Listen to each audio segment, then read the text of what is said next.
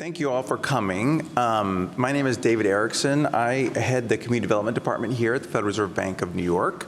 And we are trying something a little bit different than what we've done in the past. I think the easiest way to think about this is going to be sort of a television production in front of a live studio audience. And so we have a few of you here in the room, but we have about 700 of you signed up online. So we know that we've got quite a much larger online audience than we have in the room, but we appreciate those of you who were able to make the trip here, and hope you can stay through the course of the event and join us for a bite to eat and something to drink at the end of the remarks today. So thank you for that.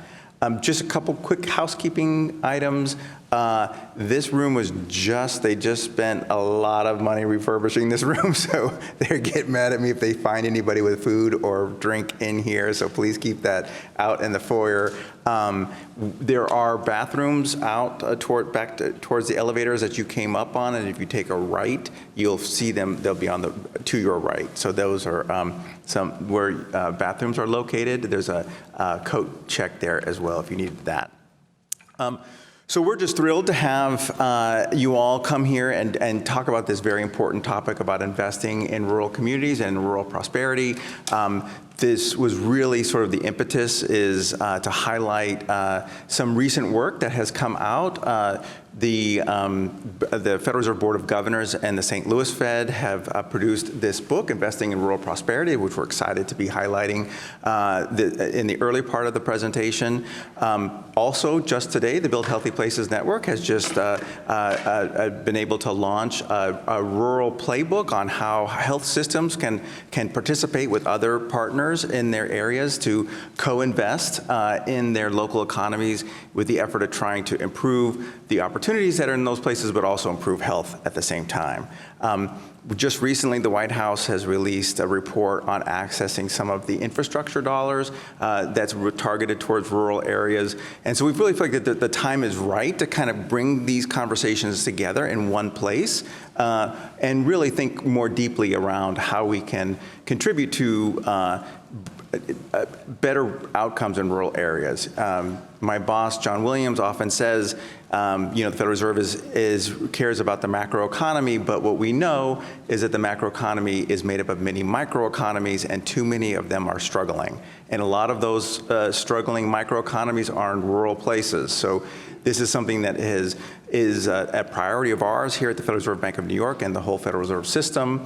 And I'm glad we're able to sort of highlight some of the things that we think are working across the country and around the world. The last speaker who will be joining us, Nicolas Hazard, will be talking a little bit about a book that he just recently wrote about how it's in French, so it's a little bit hard to access, but it's the rough translation is the good life is in the village, and really focusing on how natural resources, cultural assets, and innovation is a strategy that he has seen in France to revitalize some of these rural areas in that country. So I think it's going to be a super interesting conversation, and we're super excited that you are here and that many of you are online.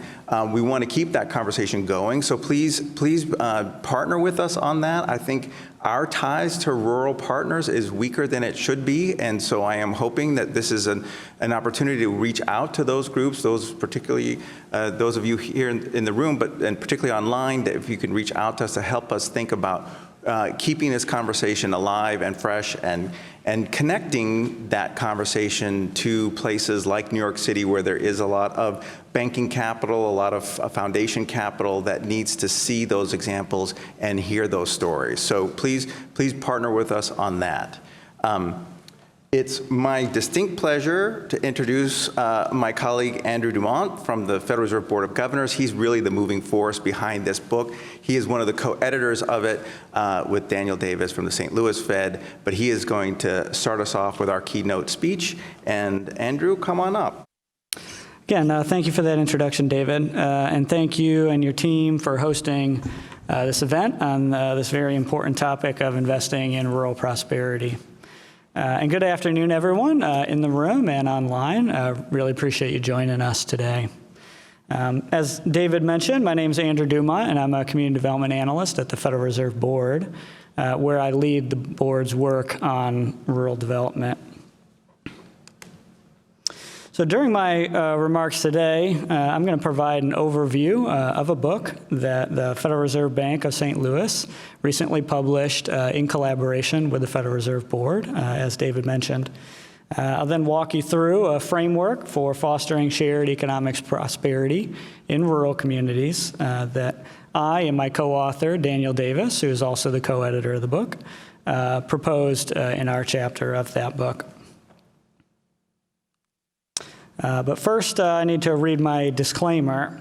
So the information, analyses, and conclusions set forth are those of the presenter and do not necessarily indicate concurrence by the Board of Governors of the Federal Reserve System, Federal Reserve banks, or members of their staffs. Now, with that out of the way, on to my first topic, an overview of investing in rural prosperity. And for those of you in the room, there were copies of that publication here. I hope you'll grab one on the way out if you haven't already. And for those of you online, they are available free of charge for download, so definitely do that. And I'll point you to where you can do that in just a couple slides here. So, Investing in Rural Prosperity, as I mentioned, is a free book that's available electronically and in hard copy. It is a compilation of essays written by primarily on-the-ground rural development practitioners, along with their allies. And it was published in November of 2021, as I said, by the Federal Reserve Bank of St. Louis in collaboration with the Federal Reserve Board. The book is broken down into 4 sections. The first covers important context on the past, present, and potential future of economic opportunity in historically marginalized rural communities. The second outlines a framework for fostering shared economic prosperity in rural communities, which I will cover in more detail in the upcoming sections of the presentation. The third highlights case studies from across the country of communities that are advancing shared economic prosperity in rural America. And the fourth and final section includes various recommendations for action at the local, state, and federal levels for rural development stakeholders coming from a variety of roles, whether that's government, financial institutions, philanthropy, community-based organizations, or otherwise. Now, the book is almost exactly 600 pages long, so it is a great doorstop, although I'm sure none of you will use it in that way. It is across 42 chapters and a foreword. So there is something in there for everyone, we believe. Those chapters were written by 79 authors from across the country who were contributing perspectives from a variety of roles, again, including financial institutions, nonprofits, philanthropy, academia, and government agencies. And I'm glad to say we have a couple of them here with us today. And so I hope you'll stick around and listen to some of their wisdom.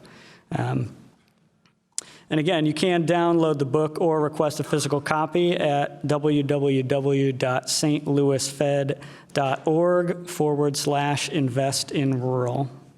So I hope you will do that.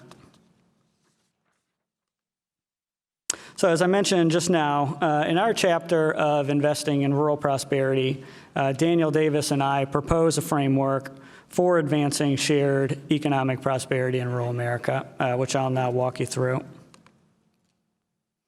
And we call our approach the TRIC, or TRIC, to shared rural prosperity. And we propose this framework because we believe that while every community has assets to build on, including all rural communities, we're aware that simply having assets is not a sufficient condition for creating shared economic prosperity. So we crafted a framework for how rural communities can convert the mere presence of assets into economic opportunity and prosperity that's felt by the whole community. And to do so, we believe that work must be tailored, resilient, inclusive, and collaborative are the four letters of the framework.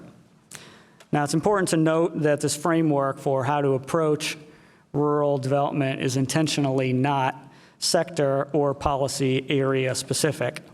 So, for example, this is not a housing framework, nor is it a small business framework. This is not a framework for government or philanthropy or the financial sector. No matter what aspect of the community you're targeting with your effort or what sector you come from, we believe that applying the principles included in this framework will increase your chances of fostering shared economic prosperity. And in addition, while we focus specifically on rural communities in our book, and we are unashamed of being super pro-rural, we believe this approach does have applicability in suburban and rural context, or urban and suburban context as well. Now, before I delve into the nuances of each principle, I want to acknowledge up front that the four principles overlap and are interrelated and mutually reinforcing. So let's take, for example, the intersection of resilience and collaboration. So to be truly resilient, rural development plans and efforts must be developed through a collaborative approach so that everyone in the community has a stake in carrying it forward, and that will make it more resilient by being collaborative about how you decide what to do and who does it.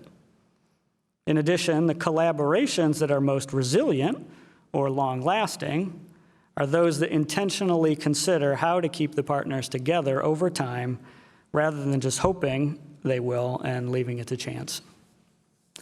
And while we believe that any community or economic development efforts will benefit from implementing any one of these four principles individually, we also believe the full potential of this framework can only be realized when all four are implemented in tandem. So now I'm going to walk you through what we mean by these four principles, starting with the principle of tailored or tailoring. So we started the TRIC framework with tailored, and not just because it makes for a great acronym, which is important for people to remember it, but also because attempts to support shared economic prosperity in rural places will be most effective when they are crafted for the specific community in which they're being carried out. And that's what we mean by being tailored in your approach. It means the strategy is fashioned around the goals of the community and the particular assets that are present in that community at the time the strategy is being developed. Now, community assets can include skills present in the local workforce, can include local historical or cultural sites, proximity to a community college, or any number of things, really. Certainly, it always includes the people living in the community. And when tailoring your strategy to the assets of the community, it's important to identify who and what is already present, and that includes, importantly, organizational capacity. Now, organizational capacity includes the leadership existing in the community, the ability to finance new endeavors, including the presence of financial institutions and government service providers, and the overall support systems that help a community thrive, including community-based organizations, educational institutions, and others. Any blueprint for development must build on the value of the community's assets and its organizational capacity, or it's unlikely to succeed over time. Now, while the centrality of tailoring your rural development strategy may sound obvious, many communities do not currently take this approach, nor do many of the government agencies, foundations, or other resource providers that want to support them. While well-meaning community leaders may pursue opportunities that sound good on paper, they have little likelihood of success because community members may lack the specific skills or abilities necessary to participate and are not sufficiently supported to develop those skills and abilities. Overall, communities need to be met where they are and not presented with one-size-fits-all solutions. So what does that look like? Well, I'll walk through one of the 4 examples on this slide of what it looks like to tailor your rural development practice on the ground. And I just want to note that all the examples on this slide and those to come were pulled from chapters of Investing in Rural Prosperity.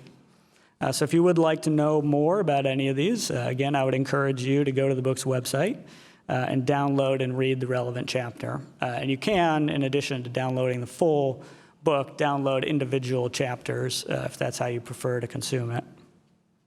So, for tailoring, we'll talk about Lakota Funds.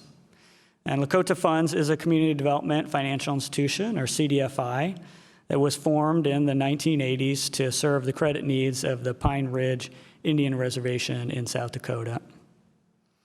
Now, Lakota offers business loans as well as extensive services designed to expand financial capability, including credit coaching, match savings accounts, and basic financial skills courses.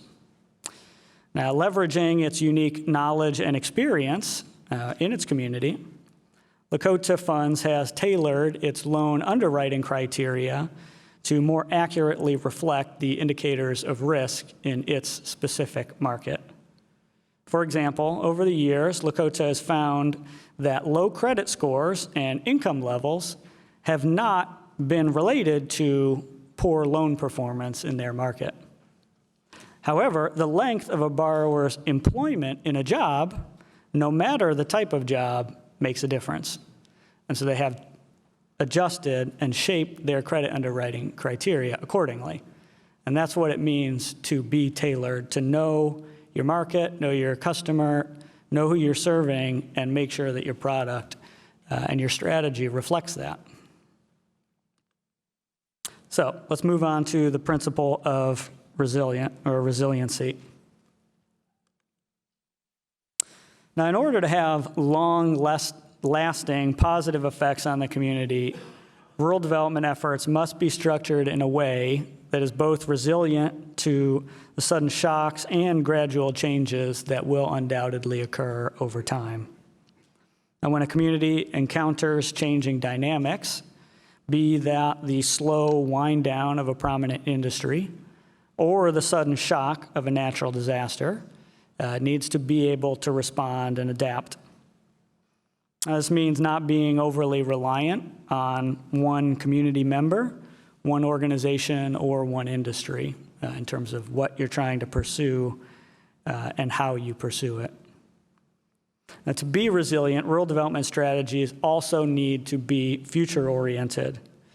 And among other things, this involves performing a forward-looking assessment of trends in the economy, demography, and climate, and thinking about how to best position the community to benefit from what's on the horizon locally, nationally, and globally. And then mobilizing the community to seize on that opportunity. And again, to truly weave resilience into the fabric of a community, it has to be an ongoing process. So resilience is definitely not a development plan that you created 5 years ago that sort of sat on the shelf and hasn't been updated with the times. Now, resilience also requires ongoing evaluation. So it's very difficult for local communities to effectively adapt over time if they can't distinguish between what they're doing that's working and what they're doing that is not making the community any better off. And lastly, it's worth acknowledging that resilience can and should be built at multiple levels. So from the individual household level to the level of a single organization, governmental unit, or business, all the way up to the broader region in which the community resides. And vulnerability at any level undermines resiliency across all of those levels. So what does it look like on the ground to weave resilience into rural development activities? Well, the example that I'll talk about on this slide is from Frontier Housing, which partnered with Clayton Homes and the Ford Foundation several years ago to showcase the wealth-building potential of quality manufactured homes. Now, the quality manufactured homes that Frontier and its partners helped homeowners acquire reduced those homeowners' operating expenses through enhanced energy efficiency features, which allowed those homeowners to better manage their budgets and save for critical needs. While this no doubt improved the resilience of those households, it will also improve the resilience of the community and the broader region. And the reason it will is that should disaster strike that community or broader region, as we know it eventually will, those households will be better placed to keep spending in the region, which will support local businesses. They'll also have, in the more immediate term, more flexibility in their budgets to do things like invest in more insurance beforehand, fix up their homes post-disaster, or undertake other activities that will blunt the impact of the disaster on the broader community if and when it should strike. Now I'll walk through the I in the TRIC framework, which stands for inclusive. So to truly advance shared economic prosperity in a rural place, development activities must be inclusive of the full range of people living in the community, especially those who may traditionally be on the sidelines. Now, we know that those sitting on the sidelines of a community and its economy are often doing so because obstacles, often structural, exist that limit their participation. For example, insufficient access to affordable, high-quality childcare or reliable transportation. Therefore, intentionality is required to address the barriers they face and to open the door for new opportunities. It's not a situation where a rising tide will raise all boats. We know some boats have holes in them. Now, to best understand those challenges that individuals are experiencing, as well as potential solutions to those challenges, it's important to view the community members most impacted as experts of their own circumstances and ask for their input, place value on their ideas, and incorporate their feedback into program designs and funding decisions. While always a critically important topic, the need to ensure racially and ethnically diverse populations in particular are able to fully participate in the economy is increasingly important. And this is because people of color represent the largest source of population growth for many rural communities across the country, and as a result represent an increasingly large share of the population in rural communities. Therefore, if rural places want to thrive over the long term, they need to welcome and embrace people from diverse backgrounds and experiences and ensure that historical marginalization does not continue into the future. So what does this look like? One great example of this work and taking an inclusive approach is the California-based San Joaquin Valley Health Fund and its sister fund, the San Joaquin Valley Impact Investment Fund. Now, the SJVHF, for short, launched in 2014 with the aim to do two things. First, to advance health and racial equity in the San Joaquin Valley by investing in community-based organizations that would advocate for policy and systems change across the region. And second, to support a network of 100 community-based partner organizations to deepen their partnerships and build their capacity for policy and systems change. Now, what's unique about the SJVHF is that it is the community partner organizations, not the contributing funder partners, that set the priorities and direction of the fund. For example, each year, the community partners develop and adopt a policy platform that guides the year's activities, including grant making, capacity building and networking activities, and advocacy. It's a way of shifting power, importantly, decision-making power, to those affected. And the final principle in the framework is collaborative.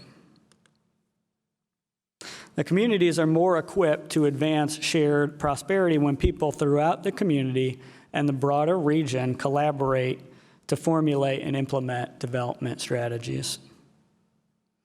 The reality is that communities and their economies are incredibly complex systems, even small rural ones. Therefore, it is usually infeasible and is always undesirable for any one individual or organization to wield enough capacity and influence to shoulder long-term development responsibilities by themselves. As a result, communities that achieve success over time pursue cross-sector approaches, bringing together leaders from the nonprofit, for-profit, financial, government, and philanthropic sectors together to develop and advance their strategies. Successful communities also tend to pursue regional collaboration because, again, in reality, most communities, especially rural ones, just do not have everything they need locally to pursue the most promising opportunities. So coming together and aggregating assets and resources across a region makes it more likely to achieve that scale and to have everything you need. Now, to make collaboration a reality, it's important to identify what everyone brings to the table, agree on common goals, and pursue a common vision. So, what does that look like in practice? Well, a great example of this is the New River Valley region of Southwest Virginia. In this region, a group of community leaders began coming together back in 2010, originally under the auspices of a 3-year, $1 million federal Sustainable Communities Initiative regional planning grant. And this process led to the development of the New River Valley Livability Initiative, which continues to this day. Among other things, the Livability Initiative involves a monthly livability leadership meeting that convenes 10 to 12 cross-sector partners to dive deeper on challenging issues. It also involves a popular annual Livability Summit, which elevates awareness of the good work taking place across the region and helps foster connections among organizations and communities in the region. Now, these efforts have resulted in several concrete wins, including the redevelopment of a decommissioned school into a multi-use facility, and during the pandemic, the formation of the New River Valley Business Continuity Team, which helped support the needs of businesses and workers in an effort to help keep employees safe while ensuring people remained employed and earning wages through the pandemic. So those are just a few examples of communities across the country that are putting the TRIC principles into practice. Again, I encourage everyone here today and participating virtually to download or request a copy of that resource from the St. Louis Fed's website, www.stlouisfed.org/investinrural. Thank you.